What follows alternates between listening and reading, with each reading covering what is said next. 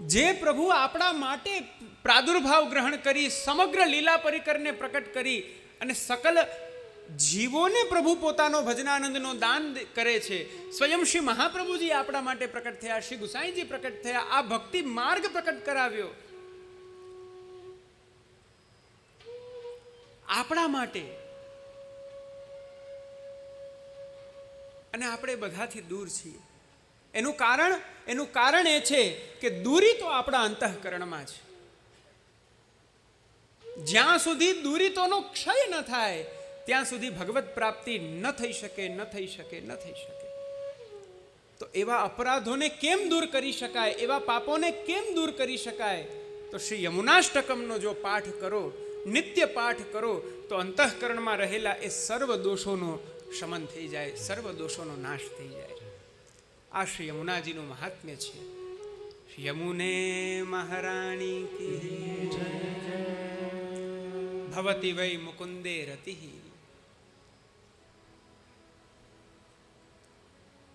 ભગવાન મુકુંદના યુગલ પાદારવિંદમાં અનન્ય પ્રેમાત્મિકા ભક્તિનું દાન શ્રી યમુનાજી કરે છે.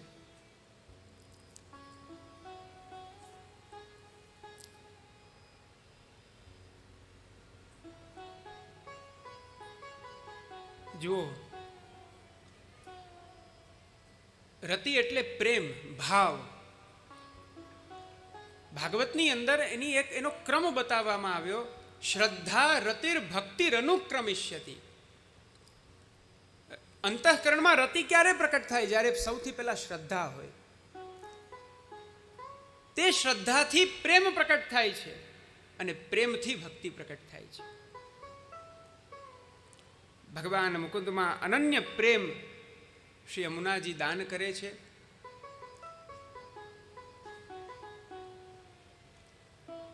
તયા સકલ સિદ્ધય.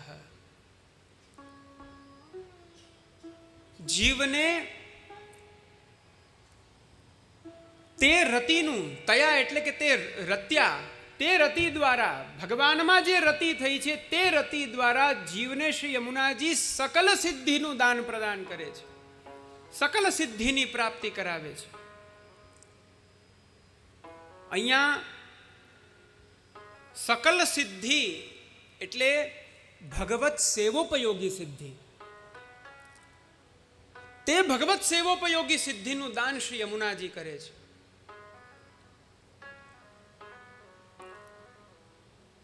આપણી પાસે કોઈ એવી સિદ્ધિ હોય, આપણે કંઈ એવું યત્ન કરીને કોઈને જગતને બતાડીએ અને જગતને બતાડી જગતમાં વિખ્યાત થઈએ, એ સિદ્ધિ શ્રી યમુનાજી આપણને નહીં આપે. કારણ કે એમાં તો આપણો બગાડ થાય છે, એમાં જીવનો બગાડ થશે. પણ અહીંયા જે સિદ્ધિ છે તે સઘળી સિદ્ધિઓ અલૌકિક છે, ભગવત સેવોપયોગી સિદ્ધિ છે. જેમ પ્રસંગ આવે છે ચાચાજીનો કે રાત્રિના સમયે સામગ્રી લેવા જવી છે, યમુના પાર જવું છે, હવે શું કરવું? નાવિક પણ નથી મળતા. ભગવાન નામ લેતા લેતા શ્રી યમુનાજીની ઉપર ચાલીને ગયા છે. આ છે ભગવત સેવોપયોગી સિદ્ધિ. કેમ બીજાને જગતની એ વસ્તુ નથી બતાડી? એ સિદ્ધિની યથાર્થતા એમાં જ છે કે એ ભગવત સેવામાં એનો વિનિયોગ થાય. મુરરિપુશ્ચ સંતુષ્યતિ. યમુનાષ્ટકના પાઠથી યમુનાજી તો પ્રસન્ન થાય, પણ તેનાથી પણ વિશેષ ભગવાન પ્રસન્ન થાય છે.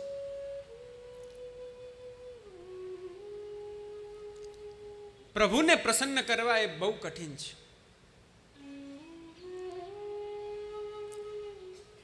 આજે એક બહુ સરસ હમણાં સોશિયલ મીડિયામાં એક એવી રીલ બહાર પડી છે કે જેમાં બધા વ્યક્તિઓ આમ લાઈનમાં ગોઠવાઈ જાય, પછી કોઈ એકદમ એવું વિચિત્ર સ્વરવાળું એવું ગીત હોય. જેને જોયું હશે એમને યાદ આવી જશે. વિચિત્ર સ્વરવાળું કોઈ એવું ગીત હોય અને એને કોઈ એક વ્યક્તિ ગાય અને બધાએ મૌન રહેવાનું, હસવાનું નહીં. ગમે તેટલો યત્ન કરો, એ ગમે તેવું નહીં, હસવાનું નહીં એટલે હસવાનું નહીં, જેને હસી લો તો પછી આઉટ. એકનો વારો આવી જાય, બીજાનો વારો, ત્રીજાનો વારો, એમ કરતા કરતા બધા કરે ને પછી એક સમય આવે એટલે બધા હસી પડે. હા, આપણી પ્રસન્નતા છે. વ્યક્તિને હસાવો સહેલો છે, વ્યક્તિને પ્રસન્ન કરવો સહેલો છે. પ્રભુ એમ હસતા નથી. એવી રીતના પ્રભુ હસી નથી શકતા. હા, તમારો એ તાપ હોય, તમારી તે આરતી હોય, અને એ આરતીથી જો તમે પ્રભુને વિજ્ઞપ્તિ કરો તો પ્રભુ હસે છે. પેલો પ્રસંગ આવે છે ને કે 8 વખત આરસી બતાડી, પ્રભુને શૃંગાર કરી 8 વખત આરસી બતાડી. પ્રભુના શૃંગાર કર્યા, શૃંગાર કરીને આરસી બતાવી, અને સાસુએ કહ્યું હતું કે આરસી બતાવો ત્યારે આરસીમાં પ્રભુના મુખારવિંદના દર્શન કરવા. જો એમાં પ્રભુ હસે તો જ માનવું પ્રભુને શૃંગાર રૂચ્યા છે. પહેલી વાર હસ્યા નહીં, બીજી વાર હસ્યા નહીં, 8 વખત શૃંગાર પુનઃ કરી અને પ્રભુને હસાવ્યા, અને પ્રભુ હસ્યા.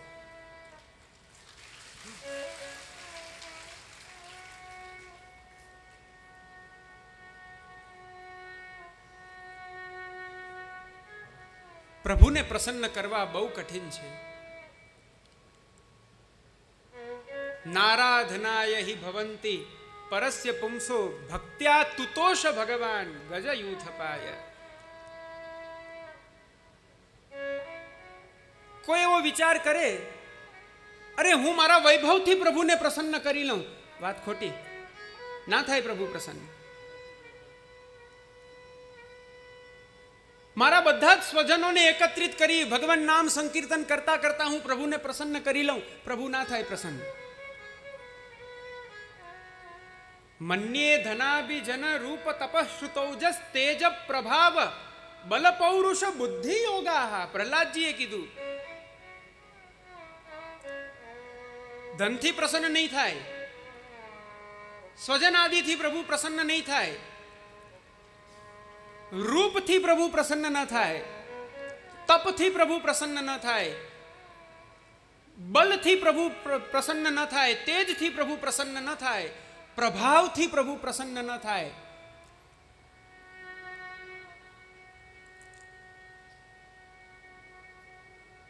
બુદ્ધિ યોગથી પણ પ્રભુ પ્રસન્ન ના થાય. જીવનો બુદ્ધિ યોગ અને ભગવાનનું અપ્રમેય સ્વરૂપ. પેલી કહેવત છે ને, કહા રાજા ભોજ ઓર, એ જે પછી પાછળ જે તમે બોલ્યા ને, એ આપણી બુદ્ધિ યોગ છે, એ આપણી બુદ્ધિ છે. પ્રભુના અપ્રમેય એવા પ્રભુ, અપ્રમેય એટલે કે જેને જાણી ન શકાય. પ્રમા એટલે બુદ્ધિ, જેમાં તમે તમારી આ બુદ્ધિનો પ્રયોગ કરી જ ન શકો, કરો તો પણ પાછી ફરીને આવી જાય, એવું જેમનું સ્વરૂપ છે, એવું જેમનું અચિંત્ય મહાત્મ્ય છે, તે પ્રભુ છે. અપ્રમેય સ્વરૂપ છે. આપણી બુદ્ધિ ક્યાં? બુદ્ધિ લગાડીએ પ્રભુમાં, પ્રભુના એક એક સ્વરૂપમાં, એક એક સ્વરૂપનું ચિંતન કરતા જઈએ ને ક્યાંક કોઈ એવું ફલ દેખાય, એ ફલમાં અટકી જઈએ, બધું ભૂલી જઈએ, પાછા હતા ત્યાં ને ત્યાં. આ કોઈથી પ્રાપ્ત ન થાય, પ્રભુ પ્રસન્ન ન થાય. અનેક યત્નો કરી લો, અનેક તપ કરી લો, અનેક સાધનો કરી લો, ભગવાન પ્રસન્ન ન થાય એટલે ન જ થાય. તો કેવી રીતના થાય? પ્રહલાદજી કહે છે, નિજ ઈચ્છા ઉપર નિર્ભર છે. નિજ ઈચ્છા ભઈ જબહી મન મે આપ દિખાવત નમો નમો. જ્યારે નિજ ઈચ્છા પ્રભુને થાય ત્યારે જ થાય. ભક્ત્યા તુતોષ ભગવાન ગજયુથ પાય. પેલા એક ગજેન્દ્ર, એક પ્રાણી છે, કે હાથી છે, પશુ છે, એની ઉપર પ્રસન્ન થઈ ગયા. બોલો, અનેક ઋષિ મુનિઓ અનેક યત્નો કરી, અનેક સાધનો કરી, તપશ્ચર્યા ન જાણે કેટલા હજારો વર્ષોથી કરી રહ્યા છે, પણ એની સમક્ષ પ્રભુ પ્રસન્ન નથી થતા. આ બાજુ જે ગજેન્દ્ર સંસારમાં પડેલો છે, એના સંસારના બધા પરિજનો પ્રિયજનોમાં એની આસક્તિ છે, એને પણ અંત સમયે કેવલ હરિ યાદ આવ્યા અને હરિનું સ્મરણ કર્યું. અને ભગવાનને જ્યારે ગજેન્દ્રએ જોયા ત્યારે કંઈ જ ન થાય, ખાલી એક કમળ ધરી દીધું, પોતાની સૂંઢથી લઈ કમળ ધરી દીધું, અને એ કમળથી તૂતો હશે, ભગવાન પ્રસન્ન થઈ ગયા. આને કહેવાય દુરારાધ્ય. આને કહેવાય દુરારાધ્ય. ભગવાન અતિશય દુરારાધ્ય છે, પણ એવા દુરારાધ્ય પ્રભુ પણ પુષ્ટિજીવો પાસે સહજ છે. પુષ્ટિજીવોની સામે અતિ સહજ છે, સુલભ છે. કેમ? શ્રી મહાપ્રભુજીની કાનીથી બંધાયા છે.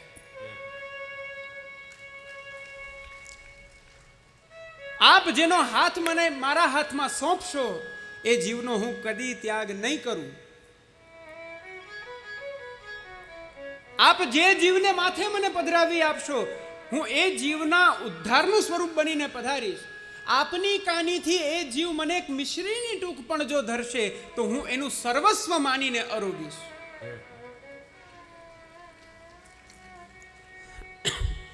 ભક્ત્યા તુતોષ ભગવાન ગજયુ થપાય મુરરિપુષ્ટ સંતુષ્યતિ. અને છેલ્લે છે સ્વભાવ વિજયો ભવે.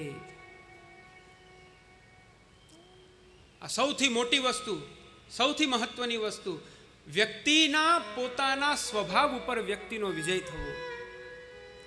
સાહિત્યમાં એવું કહેવાય છે, સ્વભાવો મૂર્ધની વર્તતે.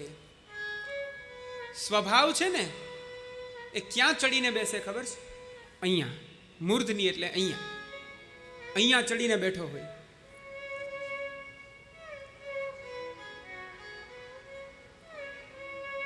કોઈ એક શબ્દ હજી તો કીધું છે, એક વિચાર કર્યો છે, એટલી વારમાં જ ઉગ્રતા આવી જાય.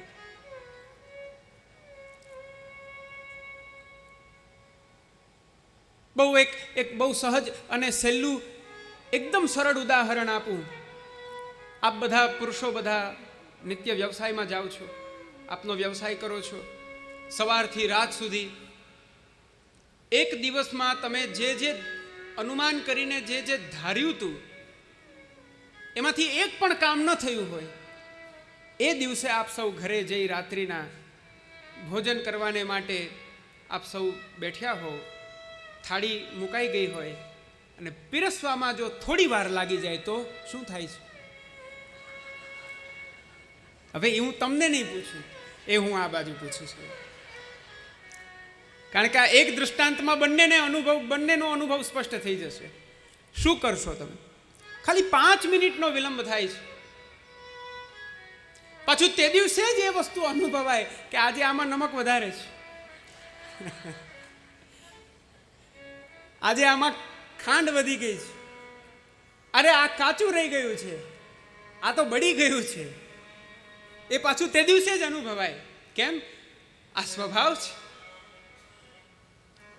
એક વ્યક્તિનો સ્વભાવ જ જ્યારે વિપરીત છે, એવા વિપરીત સ્વભાવવાળો વ્યક્તિ સામે આવીને બેઠો હોય અને તમે જો એને સહજમાં પૂછી લો, કેમ છો?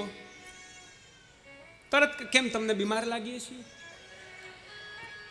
કેમ એવું કેમ પૂછ્યું? બીમાર લાગીએ છીએ. આ સ્વભાવ છે. ગઈકાલે કહ્યું હતું ને, પ્રાણ ને પ્રકૃતિ. આ પ્રકૃતિ છે એની, એ બદલી ન શકાય.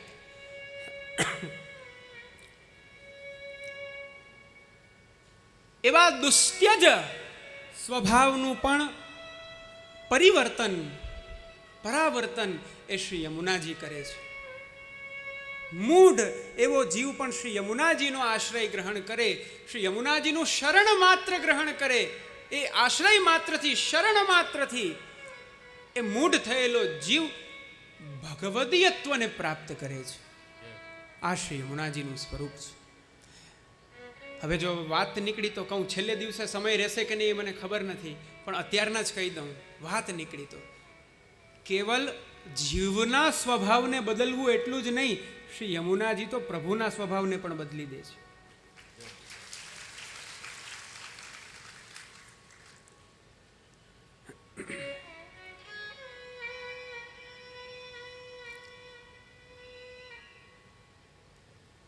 પ્રભુનો સ્વભાવ છે કે બધું કરવું, પણ જીવની આગળ ભાવથી બંધાવવું નહીં. પણ શ્રી યમુનાજી ભાવથી બાંધી દે છે પ્રભુ. એ જે માગે એ આપી દો, પણ એની સામે ભાવથી બંધાવવાનું નહીં. શ્રી યમુનાજી તો ભાવથી પ્રભુને બાંધનારા છે. કેવી રીતના? શ્રી મહાપ્રભુજીએ સુબોધિનીજીમાં 10મ સ્કંદના પ્રારંભમાં જ જન્મ પ્રકરણ પછીના અધ્યાયમાં આપે બહુ સુંદર એક કારિકા બતાવી.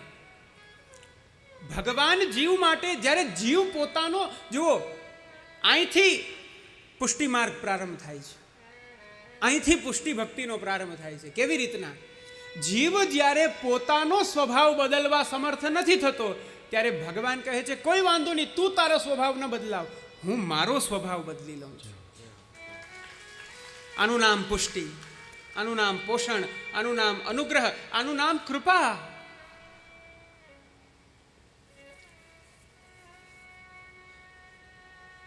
સ્વભાવસ્યાન્યથા ભાવો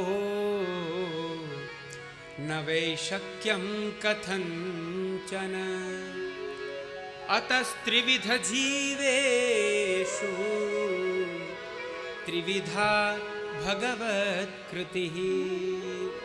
ત્રિવિધા ભગવત કૃતિ, ત્રિવિધા ભગવત કૃતિ.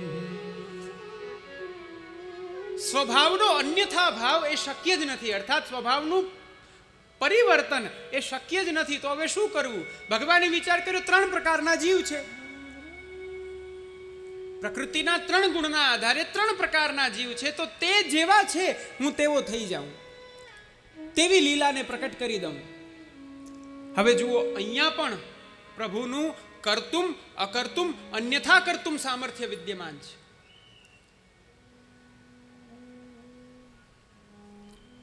પોતાના નિજ ભક્તોનું અનુકરણ કરવું આ પ્રભુનો સ્વભાવ નથી. વેદ પ્રતિપાદિત વેદ પ્રથિત પુરુષોત્તમનો આ સ્વભાવ નથી. સ્વભક્તાનુકરણમ એ એમનો સ્વભાવ નથી. છતાં પણ ભગવાન પોતાના ભક્તોનું અનુકરણ અનુસરણ કરે. ભક્ત જેમ કેમ પ્રભુ કરે, ભક્તની ઈચ્છા અનુસાર પ્રભુ ચાલે. આ કર્તુમ સામર્થ્ય છે પ્રભુનું. પુષ્ટિ માર્ગીય કર્તુમ અકર્તુમ અન્યથા કર્તુમનું સ્વરૂપ શું? સ્વભક્ત અનુકૂળ જે પ્રભુ આપ કરે છે એ પ્રભુનું કર્તુમ સામર્થ્ય છે. અકર્તુમ સામર્થ્ય અર્થાત પોતાના નિજ ભક્તનું સ્વભક્ત સ્વભાવ અપરાવર્તકત્વ, પોતાના નિજ ભક્તોના સ્વભાવને બદલ્યા વિના એ જેવો છે એવો જ જીવનું વર્ણન કરી અને એને પોતાના ભજનાનંદનું દાન દેવું આ પ્રભુનું અકર્તુમ સામર્થ્ય છે. અને છેલ્લે અન્યથા કર્તુમ એટલે સ્વસ્વભાવ પરિવર્તનમ તુ અન્યથા કર્તુમ સામર્થ્યમ. ભક્તનો સ્વભાવ ન બદલવો, પણ પોતાનો સ્વભાવ બદલી એ ભક્ત જેવો છે એની જેવી ઈચ્છા છે, એને જેવું ગમે, એને જેમાં રુચિ હોય એવી લીલા, એવું સ્વરૂપ, એવું માધુર્ય, એવા ગુણ, એવું નામ, એવી સકલ લીલા સૃષ્ટિ પ્રકટ કરીને જીવના ભાવનું પોષણ કરવું આ પુષ્ટિ પુરુષોત્તમનું અન્યથા કર્તુમ સામર્થ્ય છે.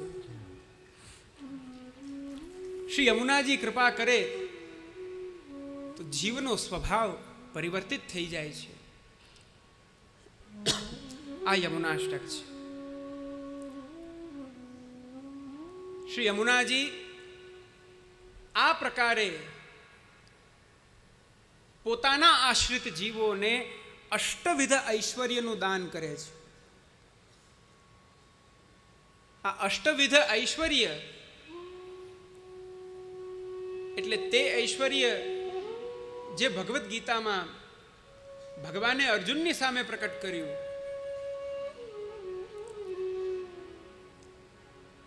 દિવી સૂર્ય સહસ્રસ્ય ભવેદ યુગપદ ઉત્થિતા. એક સાથે જાણે હજારો કરોડો લાખો સૂર્ય જ્યારે ઉદય થાય, જે તેજ હોય એવું તેજ અર્જુનની સામે પ્રકટ થયું.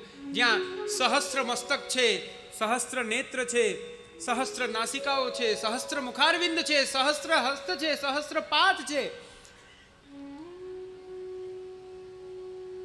આવું અચિંત્ય ઐશ્વર્ય જે અર્જુનની સામે પ્રકટ કર્યું છે તે ઐશ્વર્ય નહીં.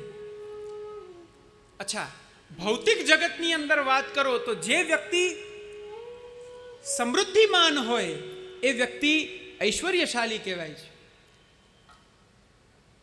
ઐશ્વર્યનો એક બીજો અર્થ છે ઈશિત્વ, સ્વામિત્વ, સ્વામીપણું. એક વ્યક્તિ છે અને એના ઘરમાં 100 નોકરો છે. એ એક વ્યક્તિના અવાજની સામે એના 100 નોકરો કામ કરી રહ્યા છે. એ એનું ઐશ્વર્ય છે. એ ઐશ્વર્યની અભિવૃદ્ધિ એની ધન સંપદાની સમૃદ્ધિથી નિરંતર થતી રહે છે. પણ શ્રી યમુનાજી જે ઐશ્વર્યોનું દાન કરે છે તે આ ઐશ્વર્ય નથી. ઉદાસ ન થતા, દુઃખી ન થશો. શ્રી યમુનાજીની, શ્રી ઠાકોરજીની કૃપા હશે તો એ પણ ઐશ્વર્ય મળશે, પણ એને કેન્દ્રમાં ન રાખો. કેન્દ્રમાં શ્રી યમુનાજીના ચરણારવિંદને રાખો. ભગવત લીલોપયોગી, ભગવત સેવોપયોગી, કૃષ્ણ સેવાર્થ શ્રી યમુનાજી ઐશ્વર્યોનું દાન કરે છે. તે આ ઐશ્વર્યો છે.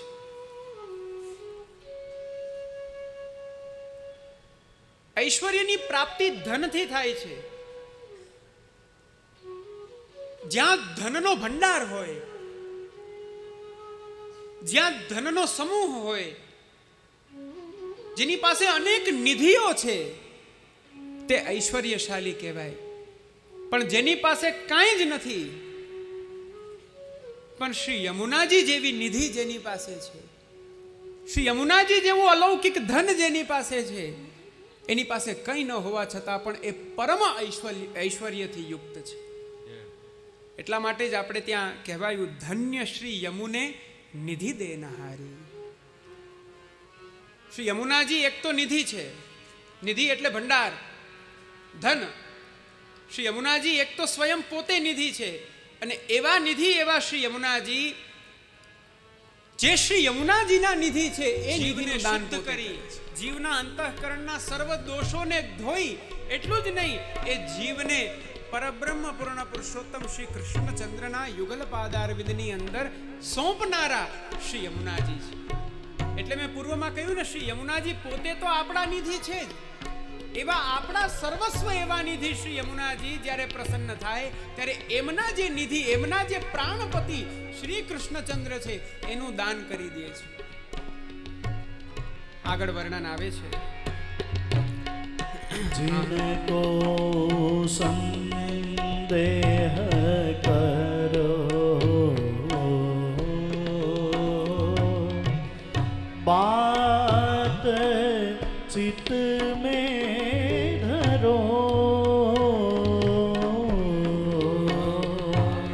जिनको संदेह करो बात चित में धरो पुष्टि पथ अनुसरो सुख जुकारे प्रेम के कुंज में रास रस कुंज में प्रेम के कुंज में रास रस कुंज में ताही राखत रास रंग भारी धन्य श्री यमुने निधि देनहारी।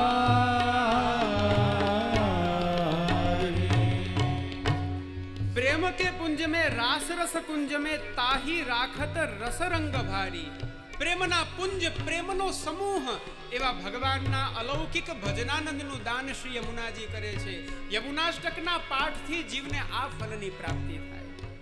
આગળ ખૂબ સુંદર ચિત્ત સ્વામીજી વર્ણન કરે છે. શ્રી યમુને અરુ પ્રાણપતિ પ્રાણ હરુ પ્રાણ સુત ચહુ જન જીવ પર દયા વિચારી. જો અહીંયા ચારની વાત કરી. શ્રી યમુને અરુ પ્રાણપતિ પ્રાણ અરુ પ્રાણ સુત. એક યમુનાજીનો જો તમે આશ્રય કરો તો તમને આ ચારની કૃપા પ્રાપ્ત થાય, ચારનો અલૌકિક અનુગ્રહ પ્રાપ્ત થાય. કોણ? એક તો શ્રી યમુને, ત્યાર પછી પ્રાણપતિ. પ્રાણપતિ એટલે કે ભગવાન. શ્રી યમુને, પ્રાણપતિ, બીજા પ્રાણ. પ્રાણ એટલે શ્રી વલ્લભ, અને પ્રાણ સુત એ પ્રાણના સુત શ્રી ગુસાઈજી.